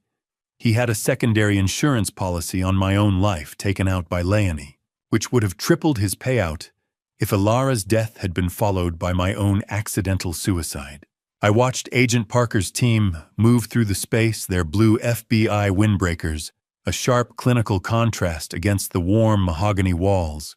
They uncovered a vault of falsified documents, including the original trust amendment Leonie had forced Alara to sign. It was already stamped and notarized by Barnes, despite the fact that Alara hadn't stepped foot in this building for over a year. "I've represented you for 20 years, Thane. You can't do this." Howard stammered, his voice cracking with the cold, metallic taste of fear. I leaned over his desk, my gaze level and unforgiving. "You didn't represent me, Howard. You represented the price of your own silence. How many years of friendship is a man's soul worth?" For Howard, the answer was $50,000 and a seat on a board that didn't exist. I watched as they hauled him out, realizing he had been laundering Leonie's gambling allowance through fake corporate expenses for years. He was the legal pillar that had allowed the poison to spread. As we exited the building, the air of downtown Minneapolis was thick with the blinding pop of camera flashes. The local news crews had arrived like vultures to a carcass, tipped off by the commotion of the raid. The Adina poisoning headline was already spreading like a structural fire through social media. I threw myself into the back of the SUV, the heavy door thudding shut, to provide a temporary barrier against the chaos. "Turn off the radio, Thane. It's a circus out there," Parker said, her voice tight as she climbed in beside me. I ignored her, staring at my phone as the first leaked images of Alara's gurney being carried out of our house appeared online. "They're calling her the silent heiress," I muttered, feeling a protective anger boil in my gut. They have no idea she was screaming the whole time. Our privacy wasn't just compromised. It was a casualty of the war Leonie had started. Flashbulbs. The sharks were in the water. We needed to move. The low hum of the SUV's tires on the wet pavement was the only sound as we accelerated away from the courthouse. I felt a sense of professional vindication as the legal pillars of the conspiracy were dismantled, but it was hollowed out by the sheer scale of the betrayal. A local reporter on the screen mentioned that Leonie had even been secretly filming a caregiver documentary to sell to a streaming service, planning to profit from Alara's staged decline even after she was gone. The calculated nature of it made my stomach turn. Every smile, every doting touch I had seen in those fake videos had been a commodity. The world wanted a piece of the Garrison tragedy, but as I pulled the SUV onto the highway toward Lake Minnetonka, seeking the only perimeter I had left to defend, I realized the data dump from the Dead Man's Switch contained one file we hadn't opened, a file addressed to me from Alara dated 2 years ago. I stared at the icon on the tablet, my thumb hovering over the screen, wondering what truth my wife had tried to tell me before the tea went cold. The snow fell in heavy, silent curtains over Lake Minnetonka, burying the noise of the city and the scandal, as if the earth itself was trying to provide the clean slate I wasn't sure we deserved. The heavy iron gates of the lake estate had swung shut weeks ago, locking the chaos of the world outside the Garrison perimeter. Inside, the only sound was the soft crackle of a library fire and the rhythmic ticking of a grandfather clock. I sat in a leather armchair, my fingers tracing the edge of the tablet that held the final piece of the wreckage. I finally opened the file Alara had written 2 years ago. It wasn't a clinical report or a legal threat. It was a letter raw and prophetic. The file revealed a secret. Alara had actually set up a secret emergency fund for me years ago, hidden in an offshore trust I couldn't touch until now, because she had anticipated that Leonie might one day try to drain our main accounts. She had seen the hairline cracks in our daughter's character before I had even looked at the blueprints. In the letter, Alara described her growing fear that something cold was coming between her and Leonie, a hollow hunger she couldn't name. I shared the words with Alara as she sat wrapped in a heavy weight of a wool blanket, her eyes tracking the lines with painful clarity. She knew Alara. She knew we loved her, and she used it as the first point of entry. I said, my voice thick with cathartic sadness. I didn't want to tell you because I didn't want to believe my own blood could be so hollow, she whispered.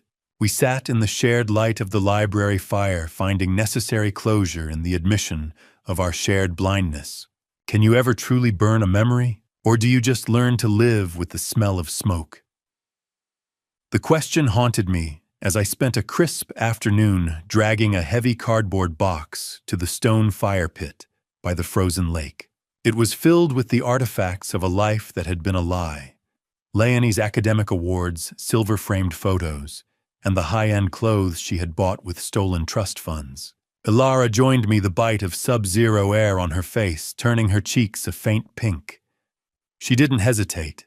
She held the match, her hand still possessing a slight tremor, and struck it against the stone. The match flared. The past caught fire. We watched as the silk and paper turned to black ash, the smell of burning silk and wood smoke rising into the darkening sky. It has to go, Alara. Every scrap of the lie, I said. She nodded, her gaze fixed on the orange sparks flying into a black sky. Let the wind take the rest of her. We have a winter to survive. We stood there until the flames died down to glowing embers, performing a structural necessity to clear the site for whatever new life we could manage to build from the debris. Christmas Eve arrived with a quietude I hadn't known in decades. There were no gala invitations, and no $28 million empire to defend. We spent the evening in the great room, the only light coming from the fireplace, and a few modest candles.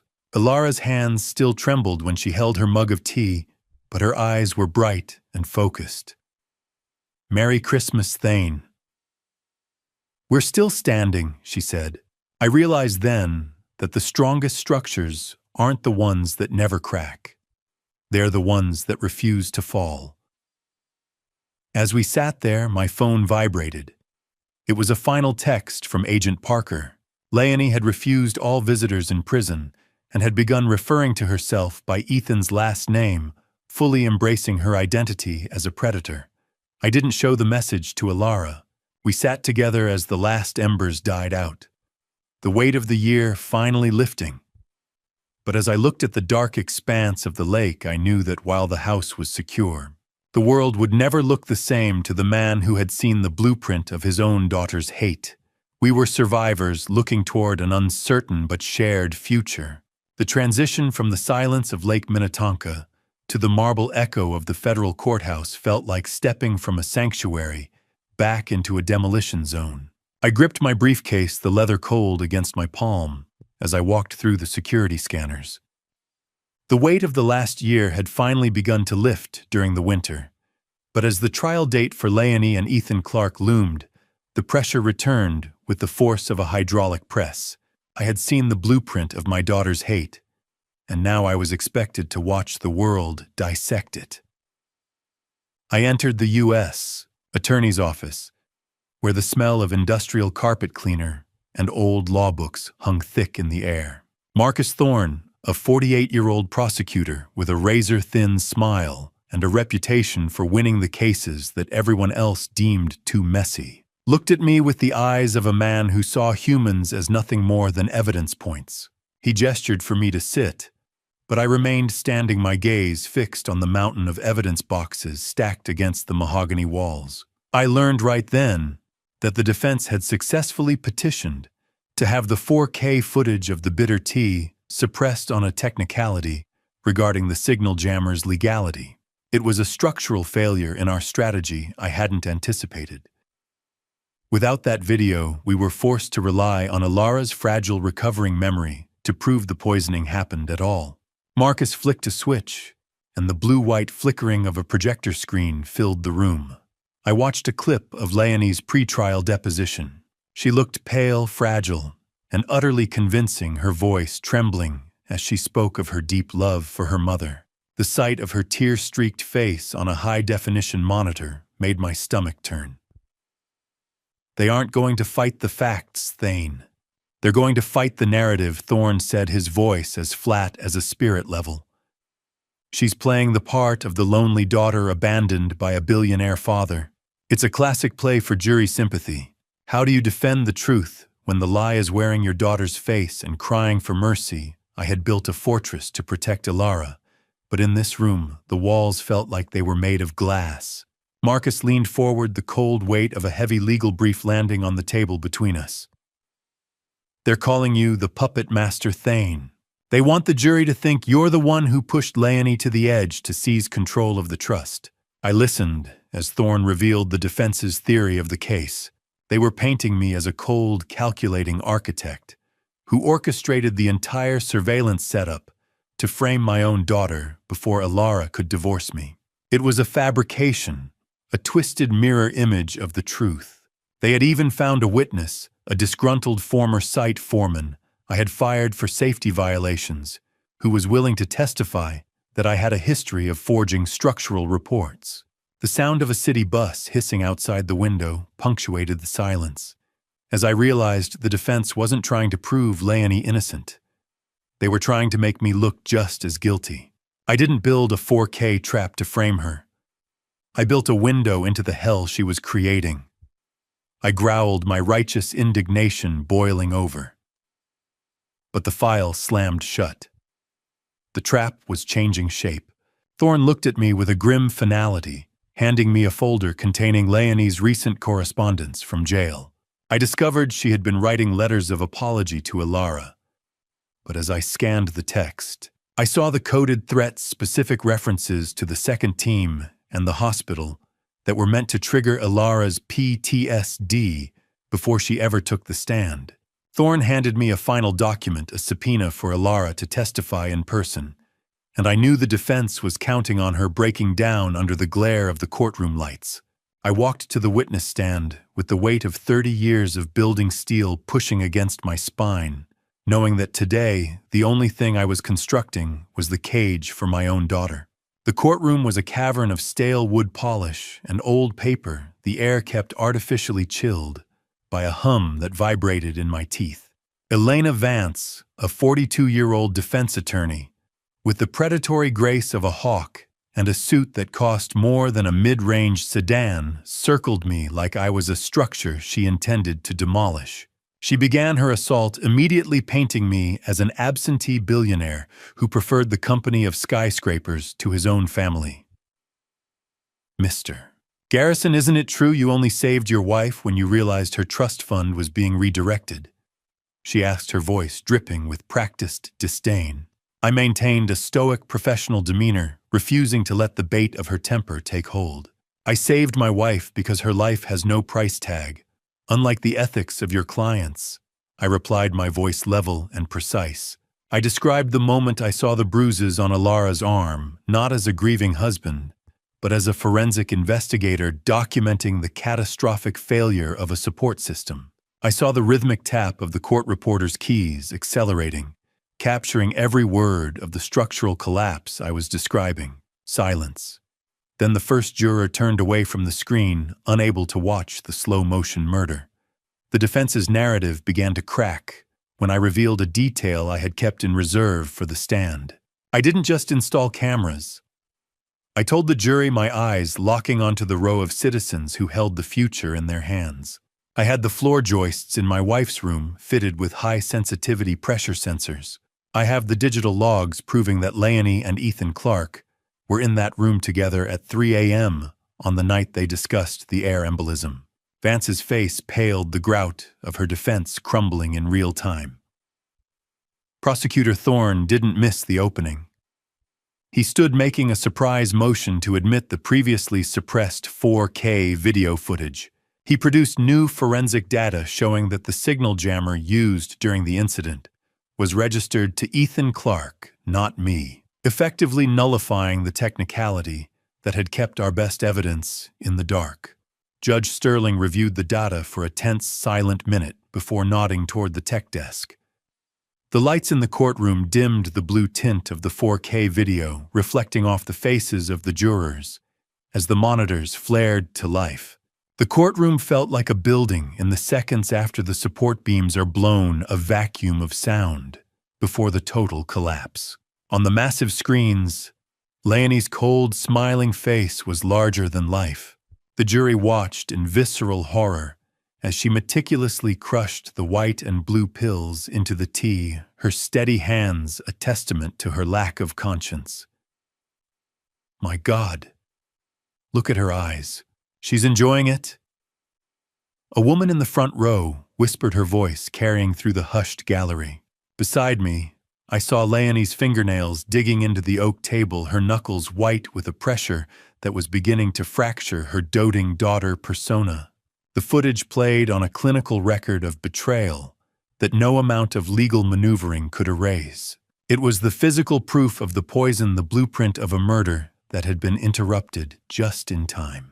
The collective intake of breath from the room was a physical force, a weight of judgment that settled over the defendant's chair. Suddenly, the pressure became too much. Leonie suffered a total breakdown, her chair screeching against the floor as she bolted upright. But she didn't cry for mercy. She didn't beg for forgiveness.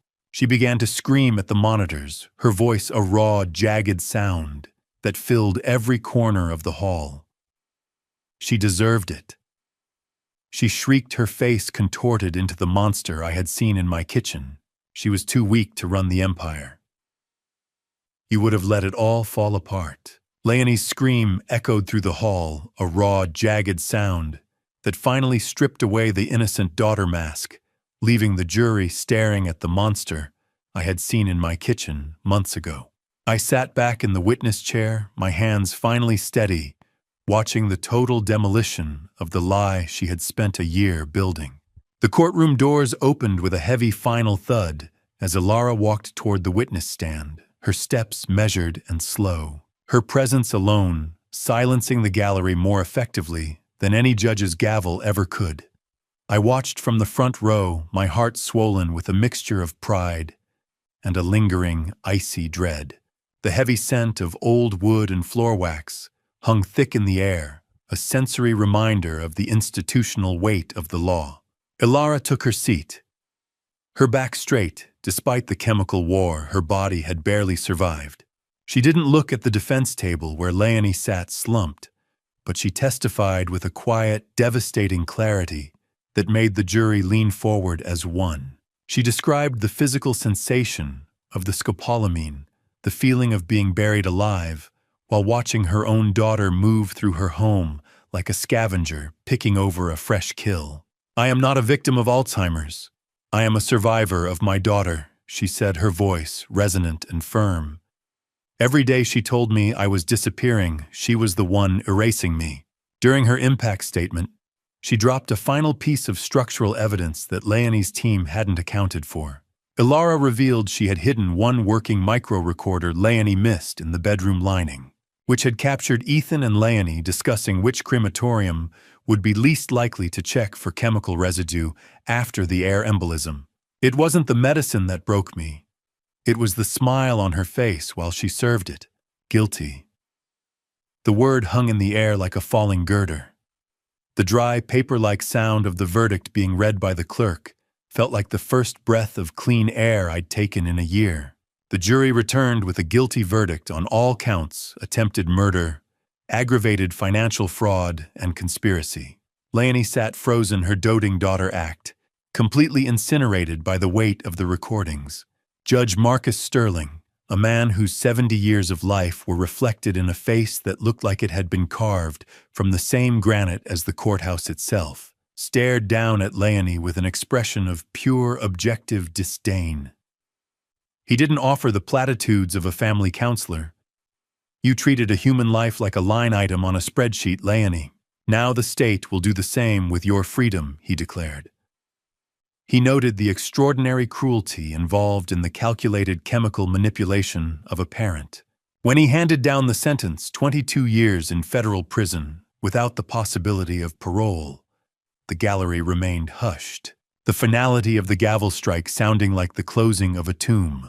I watched as his daughter was led away, the metallic click of handcuffs echoing against the oak paneling. I felt no anger, only the cold satisfaction of a builder who has finally removed the rot from a foundation so a new structure can rise. The cuffs clicked. The cage door didn't just close, it was welded shut. As Leonie was dragged out, a final structural collapse occurred within the conspiracy. Ethan Clark's lawyer stood up to announce that his client had officially turned state's evidence against the rival developer who had funded the gamble. The entire syndicate was falling like a house of cards built on sand. I stood up and reached for Alara, the cold weight of her hand in mine finally starting to warm. 22 years.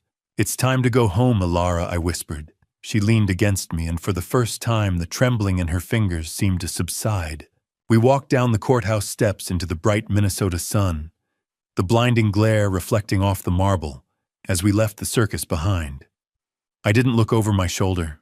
I didn't need to see the cruiser pulling away or the reporters scrambling for a quote. I knew the blueprint of this betrayal would be etched into my mind forever. But as we reached the car, I realized that while the house was secure, the world would never look the same. We were survivors heading toward the quiet rhythm of the lake, leaving the ruins of a life we no longer needed to inhabit. I watched the heavy oak doors of the Minnesota Supreme Court swing shut on Howard Barnes, knowing that while Leonie was behind bars, the man who had notarized our destruction was finally facing the quiet execution of his professional soul.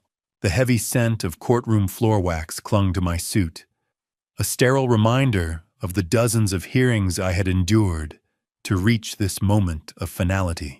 I sat in the front row, my back as straight as the structural steel I'd spent a lifetime mastering, watching the disbarment board systematically strip Howard of his license. They cited hundreds of forged documents and the specific role he played in laundering Leonie's debt payments through my own corporate accounts. Barnes tried to meet my eye, a desperate plea for old times flickering in his gaze, but I remained unyielding. "You're not just losing a license, Howard. You're losing the right to speak for the voiceless," I told him as we passed in the hallway afterward. I was just following the client's instructions. Thane, he stammered the sharp snap of my briefcase closing, cutting off his final excuse. He had been a pillar of the community, but he was hollowed out by greed, and now his professional collapse was absolute. I walked out of the chambers without looking back, my mind already pivoting toward a new kind of construction. If you want to stop a rot from spreading, you don't just patch the drywall. You rip out the infected timber and replace it with something that can't be eaten away by greed. I spent the next 2 months working with Alara and Beckett Sterling to repurpose the $28 million Garrison Trust. We weren't just giving money away, we were providing the blueprints for survival. We transformed the fortune into the Alara Protection Foundation, a nonprofit dedicated to providing forensic legal and medical audits for wealthy seniors at risk of exploitation. I oversaw every detail of the new headquarters in Minneapolis, ensuring it was both a sanctuary and a fortress. We integrated the same high-tech surveillance and pressure sensor technology I had used to save my wife into a comprehensive system for public good. The office space for the foundation was a poetic reclamation of the conspiracy's epicenter. I had purchased the very building Howard Barnes lost in his bankruptcy settlement. I stood in the lobby, the smell of fresh paint and glass. A welcome change from the dust of the courtroom, watching the blue glow of newly installed monitors flickering to life. "It's the most important thing we've ever built," Thane Beckett said, placing a hand on my shoulder. I nodded, feeling a redemptive purpose I hadn't known I was capable of. The foundation wasn't just a tax shelter. It was a lighthouse built over the wreck of our old lives. On a crisp October evening, we held a private, secure event to mark the official launch. Alara stood beside me, her eyes bright and focused, though she still leaned slightly on my arm for support. The sound of the ribbon being cut by her steady hand was the loudest noise in the room, a sharp declaration that we were no longer defined by the poison Leonie had served. During the reception, Agent Parker pulled me aside, her face illuminated by the flickering light of her smartphone. Thane, our first anonymous whistleblower report just came in, she whispered. It's already led us to a discovery involving a similar plot, fueled by that rival developer who held Leonie's gambling debt. It seems the Foundation is already doing its job. I felt a cold surge of tactical satisfaction. We had finally built something that couldn't be broken, a structure designed to protect others from the blueprint of hate I had seen in my own home. But as Ilara took the podium to address our donors, a familiar shadow in the back of the room caught my eye.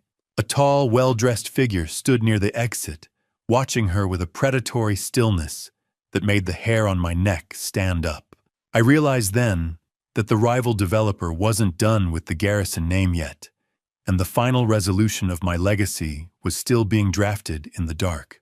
I didn't let the shadow in the back of the room reach the podium. I moved with a predator's grace, intercepting the rival developer's envoy before he could poison the air of our new sanctuary with a single word. The envoy, a 30-something man in a suit that tried too hard to look expensive, stood like a crack in a pristine wall.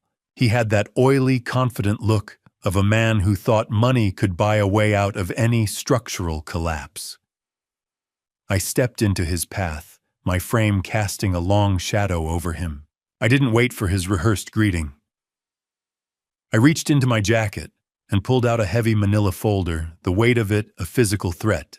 This is proof of your boss's complicity in the Red Vault Syndicate? I said, my voice a low rumble that vibrated with absolute authority. Tell him the foundations he's built on are made of sand. I'm the tide. The Garrison Foundation isn't just a charity, I continued, leaning in until he could see the cold steel in my eyes. It's a watchdog. If he so much as breathes near my wife or my firm again, I will dismantle him brick by brick. I watched the color drain from his face as he took the folder, his hands trembling. He turned and vanished into the crowd, a parasite scurrying away from the light. After the event, Agent Parker handed me a final piece of baggage, an unopened letter from the federal prison. This is the last piece of mail I'll ever receive with that return address, I told her, tucking it away as a relic of a life I was finally ready to leave behind. Whir. The shredder didn't hesitate. Neither did I. A year later, the world was different. I stood on a stone balcony overlooking the rolling hills of Tuscany, the smell of lemon trees and warm earth rising to meet me in the golden afternoon. It was our 27th anniversary, a milestone I had once feared we would never see. Ilara stood beside me, the taste of aged Chianti on our lips, as we watched the sun dip toward the olive groves. I pulled the prison letter from my pocket, the paper yellowed and crisp. I hadn't opened it. I didn't need to. I noticed the weight was off, and when I shook the envelope, Leonie's signature gold ring fell into my palm. It was a pathetic gesture, a claim of ownership over the Garrison name that she had already forfeited. I didn't feel anger, only a profound sense of closure. I placed the ring on the stone railing and brought a heavy marble bookend down on it, with a single decisive strike. I felt the gold ring being crushed, the metal flattening into a useless, distorted shape. Do you want to know what she wrote? I asked Ilara. Number. Her voice doesn't live in this house. Not anymore, she replied. Together we fed the unopened letter into a small portable shredder I had placed on the outdoor table. The Italian sun wasn't just light. It was a kiln firing the new bricks of a life that would never know the weight of a skyscraper again. The mechanical hum of the shredder was a final rhythmic erasure of the monster that had once shared our blood. We watched the ink of her lies turn into harmless white confetti. I took the tray of paper scraps to the edge of the balcony and tossed them into the valley wind. I watched the white scraps of the past vanish into the Italian dusk, drifting over green hills until they were nothing more than dust. Ilara took my hand, her grip firm and steady. I realized then that I had legally changed our last names to her maiden name months ago, a final structural repair that Leonie would never be able to undo. The Garrison legacy was a ruin, but we were the architects of something new. I realized I had finally built the one thing that could never be demolished, a home that existed in the heart, not in the stone. We stood there in the silence, two survivors watching the stars emerge over a world that was finally truly ours. I thought I had retired from building when I left the Minneapolis skyline behind, but standing in the terminal upon our return from Tuscany, I realized that the camera that saved my wife had become a blueprint for thousands of families I would never even meet. The world had transformed while we were away, the news of our survival turning into a global catalyst for change. As I stepped back into the lobby of our foundation headquarters, the cool touch of a marble countertop under my hand felt familiar, yet different. I was no longer constructing towers of glass. I was building a shield. Julian Vane, the man who was supposed to be my son-in-law, stood in the lobby looking like a man who had spent a year wandering through a structural collapse. He approached me with a tentative, heavy step, his eyes reflecting a deep, hollow exhaustion. I almost helped her, Thane. I almost believed the poison she spat about you, he said, his voice cracking with a gut-wrenching sincerity. Julian revealed that Leonie had attempted to reach out to him from prison to ask for bail money using a secret account I had missed, but he had turned the details over to the FBI instead of replying. I saw the wreckage Leonie had left in his wake, and I chose to offer him a path to redemption. She was an expert at finding the cracks in people, Julian. Don't let her stay inside your head, I said, offering a firm, steady grip of a handshake that signaled the end of his nightmare and the start of his work with us. How do you measure a life's work? Is it by the height of the towers, or by the people who sleep soundly because of the locks you put on the doors? This rhetorical question echoed in my mind as I walked through the Institute. The Ilara Protocol, the comprehensive suite of surveillance pressure sensors and legal audits I had pioneered, had gone global. In my private office, I watched a soft hum of a global news broadcast, showing families in London and Tokyo using my methods to secure their own elderly from predatory heirs. I realized my true legacy wasn't written in steel or glass, but in the safety of homes I've never stepped foot in. Ilara stood beside me, the scent of her familiar perfume a grounding force in the high-tech room. Her health was fully restored, her posture regal as she served as the face of a movement that transformed our private tragedy into a public shield. They're calling it the Master Builder's Shield, I told her, gesturing to a digital map glowing with protected homes across the continent. It's just a house, Thane. But for the first time, the walls are actually holding. She replied, her eyes bright with a focus that no chemical could ever dim again. The screen flickered. 1,000 thank yous scrolled by. I was finally done. As the afternoon light faded, Beckett Sterling entered the room, handing me a final report that felt like the last brick in a massive renovation. The data showed that the foundation's relentless legal work had finally bankrupted the rival developer's estate, effectively erasing every trace of the syndicate that had tried to dismantle my family. The structural integrity of our lives had been restored, and the predators were gone.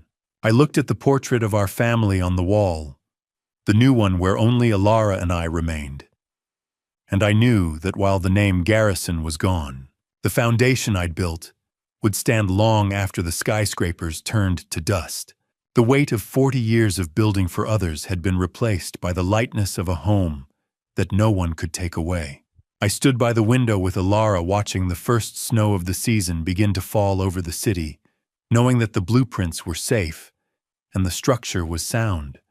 I was finally truly home. The ice on Lake Minnetonka groaned under its own weight, a deep, resonant sound that once would have made me check the structural integrity of the world. But tonight, it was just the music of a winter I was finally at peace with. I stood by the large window of our lakeside retreat, the crisp, cold smell of pine and snow clinging to the glass. The warmth of a wood-burning stove radiated through the room, casting a soft amber glow that chased away the shadows of the past year. I watched the glint of stars over a frozen horizon feeling a stillness in my bones that no skyscraper could ever provide. Ilara moved through the kitchen behind me, her silhouette fluid and graceful as she prepared a simple dinner.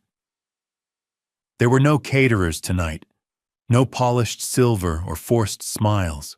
We moved with a synchronized grace that felt like a new blueprint, one built on the quiet trust between two survivors who had seen the worst of humanity and decided to keep walking anyway.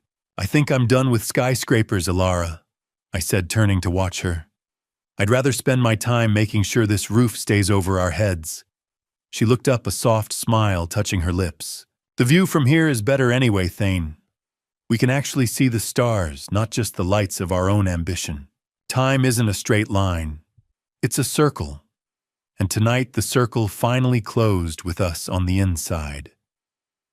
I looked at the dark expanse of the lake and thought about the Adina estate. I had systematically deconstructed that house brick by brick, selling the materials and the land to fund a massive expansion of our foundation. I wanted to ensure that the site of our betrayal could never be used as a home again. The land was now a public park, a space for growth rather than greed. The master builder had finally learned that the most important structures aren't made of steel, but of the moments we choose to protect. I took a final walk around the perimeter of the property as the countdown to midnight began. The deep, booming groan of the lake ice followed me, a reminder of the raw power of nature. I checked the security monitors one last time, not out of a lingering paranoia, but out of a sense of stewardship for the sanctuary I had created. I looked at the light in the window where Ilara waited for me, her presence a beacon in the winter dark. For the first time in 30 years, I wasn't building for a legacy that would outlive me. I was living for the woman who made the life worth building in the first place. Midnight. The world turned over. We stayed the same. The soft, rhythmic ticking of a grandfather clock in the hallway signaled the change. As the final seconds of the year bled away, I returned to the living room and sat beside Ilara. I pulled up my private server one last time, the cold blue light of the screen reflecting in my eyes. With a single decisive keystroke, I deleted the last of the 4K surveillance footage from the poisoning. I didn't need the record of her suffering anymore. I chose to keep only the memories of her recovery and the sound of her laughter. The data vanished into the ether, a final erasure of the toxicity that had tried to claim us. The foundation is deep. The walls are true, I whispered more to myself than to her. Ilara leaned her head on my shoulder, her hand finding mine. "Let the new year come, Thane. We're ready." Distant fireworks over the lake were just flashes of light against the black sky, silent explosions that couldn't reach our peace. In the reflection of the glass, I saw the only thing that mattered, a man and a wife who had outlived their own destruction. The project was complete. The house was secure, the blueprints were burned, and for the first time in my life, the master builder was finally truly at rest. When I look back at this family story, I don't just see a crime, I see my own blindness. I built towers that could survive earthquakes, yet I ignored the tremors inside my own home. This family story forced me to admit something painful. Success in business does not equal wisdom in love. I confused silence with stability. I assumed blood guaranteed loyalty.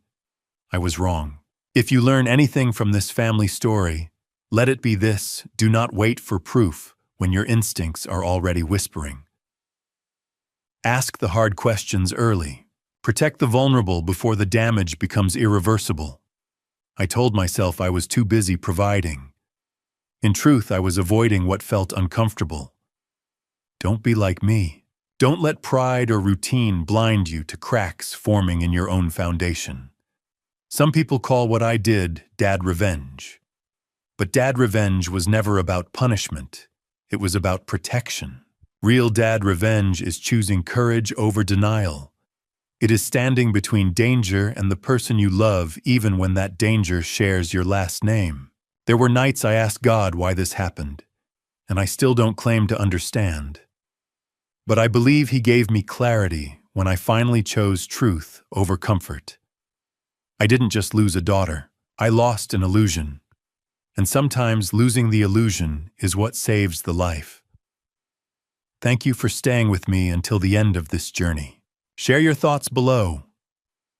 What would you have done if you were in Thane's position facing betrayal inside your own home? I genuinely want to hear your perspective. If this story moved, you consider subscribing so you don't miss future episodes. Please note, while inspired by real-world social issues, certain elements have been dramatized for storytelling purposes. If this topic isn't aligned with your interests, feel free to explore other content that may resonate more with you.